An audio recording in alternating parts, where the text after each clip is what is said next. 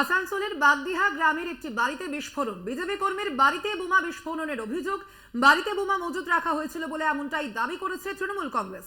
ঘটনার তদন্তে জামুরিয়া থানার পুলিশ। আপনাদের জানিয়ে রাখি, আগামীকাল থেকেই শুরু হচ্ছে রাজ্যের প্রথম দফার ভোট এবং তার আগেই আসানসোলের বাগদিহা গ্রামের একটি বাড়িতে এবার বিস্ফোরণ। বিজেপি কর্মীর বাড়িতে বোমা বিস্ফোরণের অভিযোগ করা হয়েছে এবং বাড়িতে বোমা মজুত রাখা হয়েছিল এমনটাই দাবি করেছে তৃণমূল কংগ্রেস। এই ঘটনার তদন্তে নেমেছে জামুরিয়া থানার পুলিশ। আপনাদের জানিয়ে রাখি, চতুর্থ দফায় আসানসোলে ভোট রয়েছে এবং সেই ভোট এবং তার পাশাপাশি আগামীকাল থেকে শুরু হচ্ছে রাজ্যের প্রথম দফার ভোট। তার আগেই এবার আসানসোলের বাগদিহা গ্রামের একটি বাড়িতে বিস্ফোরণের ঘটনা।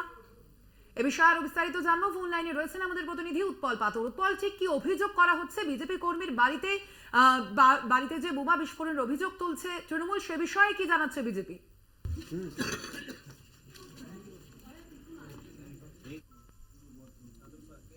বিস্ফোরণ ঘটেছে নাকি যে আমাদের পশ্চিম বর্ধমান জেলা তৃণমূল সভাপতি নরেন্দ্রনাথ চক্রবর্তী তিনি জানিয়েছেন যে রামনবমীর যে মিছিল, সেই মিছিলে এইসব ষড়যন্ত্র পরিকল্পনা করার একটা চক্রান্ত করেছিল ভোটের আগে।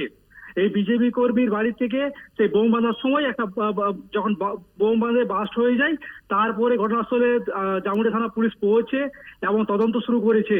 এখন পুরো থমথমে রয়েছে এলাকা জুড়ে। স্বর্ণালী, উৎপল, এ বিষয়ে বিজেপির কি বক্তব্য?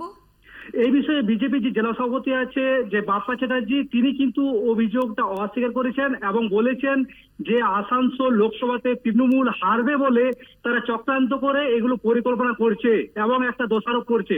বেশ, স্বর্ণালী, ধন্যবাদ তোমায়। আমরা কথা বললাম আমাদের প্রতিনিধি উৎপল পাথরের সঙ্গে।